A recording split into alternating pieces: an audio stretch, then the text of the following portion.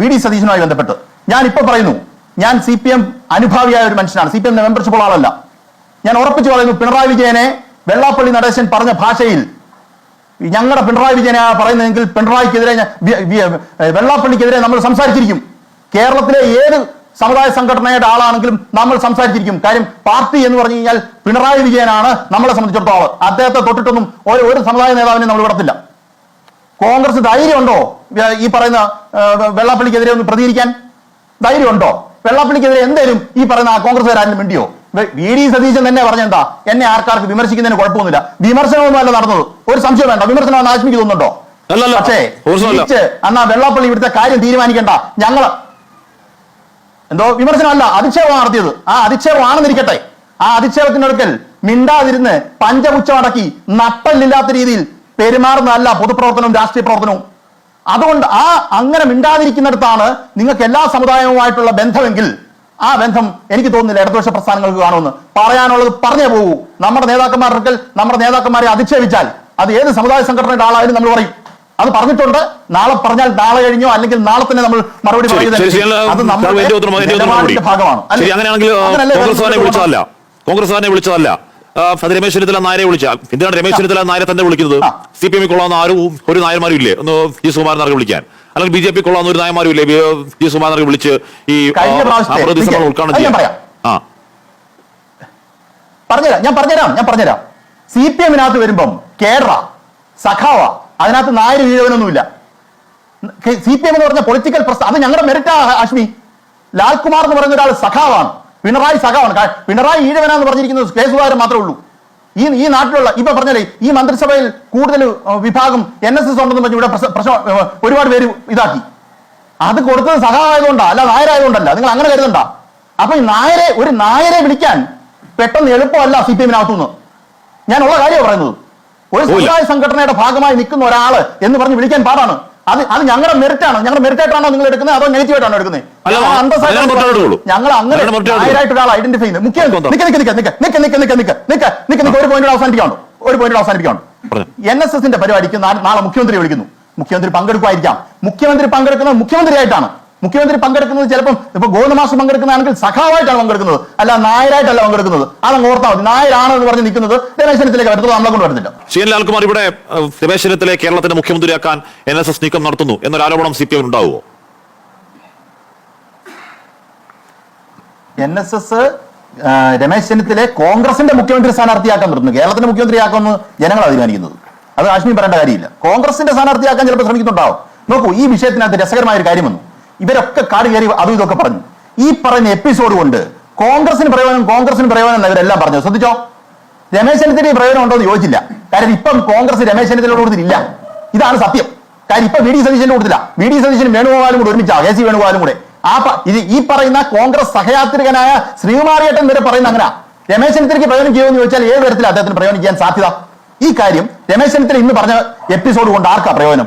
യഥാർത്ഥത്തിൽ ഏറ്റവും കൂടുതൽ പ്രയോജനം ഉണ്ടാകാൻ സാധ്യതയുള്ളത് രമേശ് ചെന്നിത്തലയ്ക്ക്. രമേശ് ചെന്നിത്തലയ്ക്ക് ഏത് തരത്തിലായിരിക്കും പ്രയോജനം ചെയ്യുക? കോൺഗ്രസിന്റെ സ്ഥാനം വിട്. കോൺഗ്രസിന്റെ സ്ഥാനം ഒരല്പം വിട്ടിട്ട് രമേശ് ചെന്നിത്തലയ്ക്ക് വ്യക്തിപരമായി അത് എങ്ങനെ ഗുണം ചെയ്യും? കോൺഗ്രസ്സുകാരത്തെ പിടിക്കത്തില്ല. കാര്യം കോൺഗ്രസ്സുകാർ പിടിച്ചു കഴിഞ്ഞാൽ കുഴപ്പമെന്നറിയോ? MLA സ്ഥാനം തന്നെ വീണ്ടും കോൺഗ്രസ്സുകാർ NSS ചേർന്ന് ജയിപ്പിക്കുന്നു പറയോ? നമുക്കിപ്പോ അപ്പുറത്ത് പോയി കഴിഞ്ഞാൽ MM മണിയെ വിട്ടുകൊണ്ട് ഏതെങ്കിലും സമുദായത്തിന്റെ അല്ലെങ്കിൽ ഏതെങ്കിലും ഇത്തരത്തിലുള്ള പരിപാടിയിൽ പങ്കെടുപ്പിക്കാൻ സാധിക്കുമോ?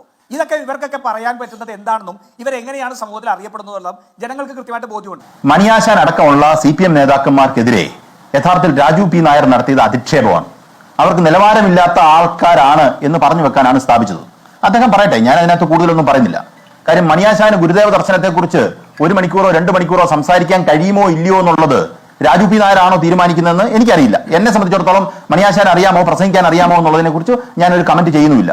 പക്ഷെ താങ്കളെ പോലെ ഒരു മുഖ്യധാരാ മാധ്യമത്തിന്റെ ഒരു സ്റ്റാർ അവതാരകൻ, ആ വിഷയത്തിൽ ജനപ്രതിനിധിയായി പലതവണ തെരഞ്ഞെടുക്കപ്പെട്ട ഒരു മനുഷ്യൻ, കേരളത്തിന്റെ മന്ത്രിയായിട്ടുള്ള ഒരു മനുഷ്യനെ ഇകഴ്ത്തി കാണിച്ചപ്പോൾ താങ്കൾ 24-ന്റെ അവതാരകൻ എന്നുള്ള രീതിയിൽ ഇടപെടണമായിരുന്നു. താങ്കൾ അത് ഇടപെട്ടിട്ടില്ല. അതിന്റെ പ്രതിഷേധം ഞാൻ രേഖപ്പെടുത്തുകയാണ്. അതവിടെ ഞാൻ വിടുന്നു. ഞാൻ കോൺഗ്രസിന് നിലവാരമില്ലാത്ത ഗുരുദേവ ദർശനത്തെക്കുറിച്ച് സംസാരിക്കാൻ 1 മണിക്കൂറല്ല 10 മിനിറ്റ് പോലും സംസാരിക്കാൻ പറ്റാത്ത കോൺഗ്രസ്സുകാരുടെ ലിസ്റ്റ് ഞാൻ പറയാൻ ഉദ്ദേശിക്കുന്നില്ല. അത് കാര്യം ഞാൻ അവൻ വിട്ടു. ഇവിടെ നോക്കൂ, ഇവിടെ പറഞ്ഞ 1-2 കാര്യങ്ങളുണ്ട്. ശ്രീമാരിയേട്ടൻ പറഞ്ഞെടുത്തും തുടങ്ങാം. കോൺഗ്രസിന്റെ ആൾക്കാരെ വിളിച്ചു, BJP-യുടെയും CPM-ന്റെ ആളെ വിളിച്ചിട്ടില്ല. BJP-യുടെ വിളിച്ചിട്ടില്ലാത്തതിന് ഞാനിപ്പോൾ ഇടപെടേണ്ട കാര്യമില്ല. അത് ഗോകുൽ പറയുമായിരിക്കും. പോട്ടെ, ഇതിനകത്ത് രമേശ് ചെന്നിത്തലയെ വിളിക്കുകയും സതീശനെ വിളിക്കാത്തതിന് എന്നാ കാര്യം? അങ്ങനെ ഒരു കാര്യമുണ്ടല്ലോ, ഈ കോൺഗ്രസിനകത്തോട്ട് കയറുമ്പം കോൺഗ്രസിനകത്ത് സതീശനെ വിളിച്ചില്ലല്ലോ. അതെന്നാ, അതിനവർക്ക് മറുപടിയില്ല. ഉണ്ടോ? സതീശനെതിരെ അവർക്ക് പ്രതിഷേധമുണ്ട്. ആ പ്രതിഷേധത്തെ കുറിച്ച് സംസാരിക്കാൻ അവർക്ക് താല്പര്യമില്ല. നോക്കൂ, സമുദായ നേതാക്കന്മാർ വിളിച്ചാൽ, സമുദായത്തിന്റെ ഒരു പരിപാടിക്ക് വിളിച്ചാൽ മുഖ്യമന്ത്രി പോകുമായിരിക്കാം, അല്ലെങ്കിൽ മുൻ പ്രതിപക്ഷ നേതാവ് പോകുമായിരിക്കാം. അതിന് കോൺഗ്രസിനോടുള്ള അനുഭാവത്തിന്റെ ഭാഗമാണെന്ന് പറയിക്കാൻ, സുകുമാരനാരെ കൊണ്ടൊന്ന് പറയിക്കാൻ ഇവർക്ക് പറ്റുമോ? ഇവരും ഈ ചാനൽ ചർച്ച വന്നിരുന്നു ഞങ്ങൾക്ക് അനുകൂലമായിട്ട് ആണ് അദ്ദേഹം പെരുമാറുന്നതെന്ന് ഇവര് പറയുന്നതല്ലേ. ഇതാരാ മൈൻഡ് ചെയ്യുന്നത്? ഈ പറയുന്ന NSSന്റെ അധ്യക്ഷൻ പറയുമോ ഇങ്ങനെ ഈ രീതിയിൽ? കോൺഗ്രസ് അനുകൂല നിലപാടെടുത്തിട്ടുണ്ടാവും. ഇന്ന് അദ്ദേഹം പറഞ്ഞ എന്താണ്? NSSന്റെ ആസ്ഥാനത്തേക്ക് വിളിച്ചിരിക്കുന്നത് രമേശ് ചെന്നിത്തല നായരായതുകൊണ്ടാണ് എന്നല്ലേ പറഞ്ഞത്? അല്ല കോൺഗ്രസ്സുകാരൻ ആന്ധ്രാണോ പറഞ്ഞത്? അല്ലല്ലോ. അപ്പൊ അതാണ് നമ്മൾ കണ്ടത്. അല്ല കോൺഗ്രസിന് വേണ്ടിയിട്ടുള്ള വോട്ട് പിടിക്കുന്ന പ്രോസസ് ആണ് നടക്കുന്നതെന്ന് വിചാരിക്കണ്ട. കോൺഗ്രസ്സുള്ളപ്പോഴും നമ്മളപ്പം നിൽക്കുക, ഞാൻ പറയട്ടെ അത് രാജ്മി, ഞാൻ പറയട്ടെ. ഞാനിപ്പോ പറഞ്ഞു വരുമ്പോൾ മൊത്തം ക്ലിയർ ആയിക്കോളൂ. ഈ പറയുന്ന കോൺഗ്രസിന് വേണ്ടിയിട്ട് പെരുമാറുന്നു എന്ന് പറഞ്ഞാലും ജനം കൂട്ടത്തിൽ നിൽക്കണമെന്നില്ല എന്ന് നമ്മൾ നേരത്തെ പറഞ്ഞു കഴിഞ്ഞല്ലോ അല്ലേ? പിന്നെ അടുത്തത്, കോൺഗ്രസിന്റെ നേതാക്കന്മാരെ തീരുമാനിക്കുന്ന ഹൈക്കമാൻഡാ എന്നാണ് രാജു പി നായർ പറഞ്ഞത്. ശരിയാ, ഹൈക്കമാൻഡ് ആയിരിക്കും തീരുമാനിക്കുന്നത്, എനിക്കറിയത്തില്ലല്ലോ. പക്ഷെ കേരളത്തിന്റെ ആഭ്യന്തര വകുപ്പ് മന്ത്രിയെ തീരുമാനിച്ച ഹൈക്കമാൻഡ് അല്ല, ചങ്ങനാശ്ശേരിയായി പെരുന്ന ആസ്ഥാനത്ത് നിന്ന് NSSന്റെ ആസ്ഥാനത്തു നിന്നാണ്. അതെനിക്കറിയാം. എന്തായാലും അത് സോണിയാഗാന്ധിയും രാഹുൽ ഗാന്ധിയോട് ഇടപെട്ടിട്ടാണ് ഈ പറയുന്ന രമേശ് ചെന്നിത്തലയ്ക്ക് കൊടുത്തതെന്ന് പറഞ്ഞു കഴിഞ്ഞാൽ അത് തൊടാതെ വിഴുങ്ങാതിരിക്കുകയല്ല ഞാൻ. അത് സമ്മതിക്കാൻ എന്നെ കേൾക്കുന്ന ആൾക്കാർക്ക് മനസ്സിലാകുന്നു തന്നെ ഞാൻ കണക്കാക്കുന്നത്. പിന്നെ എല്ലാവരും പറയുന്നു CPMന്റെ അടുത്ത് അവരുടെ കാര്യങ്ങൾ പറയാൻ പറ്റുന്നില്ല. ശരി, ഇതിന് 5 വർഷം മുമ്പും CPM ആണല്ലോ ഭരിച്ചത്. അത് കഴിഞ്ഞും CPM ജയിക്കാനുള്ള കാര്യം എന്താ? ഇവരെ ജയിപ്പിച്ചില്ലല്ലോ. ജയിപ്പിച്ചോ ആരും? വെച്ചാൽ പറയാൻ സൗകര്യത്തിന് ഇവരെ അങ്ങ് ജയിപ്പിച്ചാൽ പോരായിരുന്നല്ലോ കഴിഞ്ഞ പ്രാവശ്യം. ഇതൊക്കെ ചുമ്മാ പൊട്ടത്താപ്പിന് ഓരോ കാര്യങ്ങൾ വന്നിരുന്ന് പറയുന്നതാണ്. അവർക്ക് ഇപ്പൊ ഒരു നേതാവിനെ അവർ വിളിച്ചപ്പം കോൺഗ്രസിന് അനുകൂലമായി കേരളത്തിലെ NSSും എല്ലാ സംഘടനകളും നിൽക്കുന്നു. പറഞ്ഞോന്നേ, കുഴപ്പമില്ലെന്നേ, നമ്മൾ പറയണ്ടെന്നും ആരും പറഞ്ഞില്ലല്ലോ. ഇവിടെ പെരുന്ന തങ്ങൾക്ക് ഇഷ്ടപ്പെട്ട ഒരാളെ മുന്നോട്ട് വെക്കുകയാണ്. ഇവിടെ കണിച്ചുകുളങ്ങര തങ്ങൾക്ക് ഇഷ്ടപ്പെട്ട ഒരാളെ മുന്നോട്ട് വെക്കുകയാണ്. ശ്രീ എൻ ലാൽകുമാർ, ഇവിടെ ഈ പറയുന്ന പോയ കാലത്തെ പോലെ ഓരോരോ മതങ്ങളിലെ ഓരോരോ സമുദായ സംഘടനകൾ പറഞ്ഞാൽ ആ മതങ്ങളിലെയും ആ സമുദായത്തിലെയും ആളുകൾ മൊത്തം കേട്ടുകൊള്ളും എന്നിവർ ഇപ്പോഴും കരുതിയിരിക്കുന്നുണ്ടോ? ഇല്ലെന്നുള്ളതിന് പറയാനുള്ള എത്ര ഉദാഹരണങ്ങളുണ്ട്. ശ്രീ എൻ ലാൽകുമാർ, വട്ടിയൂർക്കാവിൽ NSS ഈ പറയുന്ന UDF സ്ഥാനാർത്ഥിക്ക് അനുകൂലമായി അവിടെ പ്രകടമായി ഇറങ്ങിയതാണ്, ശരിദൂരം എന്നൊക്കെ പറഞ്ഞ്. 42% വോട്ടർമാർ നായർ സമുദായങ്ങളിൽപ്പെട്ടവരാണെന്നാണ് NSSന്റെ നിലപാട്. 38 NSS കരയോഗങ്ങൾ, 72,000 വോട്ടർമാർ. അവിടെ ഉണ്ടായത് എന്താണ്? ഞാൻ അതിലേക്ക് വരാം. നമ്മൾ ഈ ചർച്ചയുടെ പശ്ചാത്തലം നമുക്കൊന്ന് അറിയണമല്ലോ. ആ പശ്ചാത്തലത്തെക്കുറിച്ച് ഞാൻ ആദ്യം ഒന്ന് സൂചിപ്പിക്കാമെന്ന് കരുതുന്നു. ഒരു സമുദായ സംഘടനയുടെയും തിണ്ണനിറങ്ങാൻ പോകാൻ തയ്യാറല്ലാത്ത VD സതീശനോട് ഒരു കാരണവശാലും NSS ആസ്ഥാനത്ത് നിന്ന് ഒരു ആഭിമുഖ്യം ഉണ്ടാകും എന്ന് നമ്മൾ വിചാരിക്കാൻ പാടില്ല. കാര്യം ഇന്ന് സതീശൻ്റെ ഭാഷയിൽ പറഞ്ഞാൽ തിണ്ണനിറങ്ങാനാണ് യഥാർത്ഥത്തിൽ രമേശ് ചെന്നിത്തലയും പോയിരിക്കുന്നത്. അദ്ദേഹത്തിൻ്റെ ആ ഐഡിയ ഇങ്ങോട്ട് എക്സ്ട്രാപ്പൊളേറ്റ് ചെയ്താൽ ഒരു കാരണവശാലും സതീശൻ പോകില്ല എന്നൊരിക്കൽ പറയുകയും ചെയ്തു. അപ്പോൾ യഥാർത്ഥത്തിൽ കോൺഗ്രസിനകത്ത് NSSന് ഒരു വലിയ സേ ഉണ്ട്. അതില്ല എന്നൊന്നും പറഞ്ഞാൽ നമുക്ക് ചുമ്മാ തർക്കിക്കാമെന്ന് മാത്രമേ ഉള്ളൂ. അത് NSSുമായി ബന്ധപ്പെട്ട് NSS പ്രൊജക്റ്റ് ചെയ്യാൻ ശ്രമിക്കുന്ന ലീഡർ VD സതീശൻ അല്ല എന്നും അത് രമേശ് ചെന്നിത്തലയാണോ എന്നും വ്യക്തമാക്കുകയാണ്. രമേശ് ചെന്നിത്തലയോട് അദ്ദേഹത്തിന് വലിയ വിഷമമുണ്ടായിരുന്നു. NSS സുകുമാരൻ നായർക്ക് വലിയ ബുദ്ധിമുട്ടുണ്ടായിരുന്നു. അദ്ദേഹത്തെ കുറച്ചാൾ അകറ്റി നിർത്തിയിരുന്നു. പക്ഷേ എന്നാലും കോൺഗ്രസിനകത്തുള്ളൊരു പൊട്ടൻഷ്യൽ കാൻഡിഡേറ്റ് ആര് എന്നുള്ളൊരു ചോദ്യം മാത്രമാണ് ഇവിടെ വരുന്നത്. കോൺഗ്രസിനകത്തെ ആരെ പ്രൊജക്റ്റ് ചെയ്യാൻ NSS ആഗ്രഹിക്കുന്നു എന്നുള്ള ചോദ്യത്തിന് മറുപടി രമേശ് ചെന്നിത്തലയാണ്. രമേശ് ചെന്നിത്തലയെ സംബന്ധിച്ചിടത്തോളം രമേശ് ചെന്നിത്തല കഴിഞ്ഞ പ്രാവശ്യം പ്രതിപക്ഷ നേതാവായിരുന്നു. അദ്ദേഹം പിന്നൊരു തെരഞ്ഞെടുപ്പിനെ നേരിട്ടപ്പോൾ അദ്ദേഹം വലിയ രീതിയിൽ തോറ്റു. അദ്ദേഹം തോറ്റു എന്ന് വെച്ചാൽ അദ്ദേഹത്തിൻ്റെ പാർട്ടി തോറ്റു. അപ്പോൾ അദ്ദേഹത്തിൻ്റെ സാധ്യത അവിടെ മങ്ങുകയും VD സതീശൻ ആ സ്പേസ് ഒക്യുപ്പൈ ചെയ്യുകയും ചെയ്തു. ഇതാണല്ലോ കേരളത്തിൽ സംഭവിച്ചത്.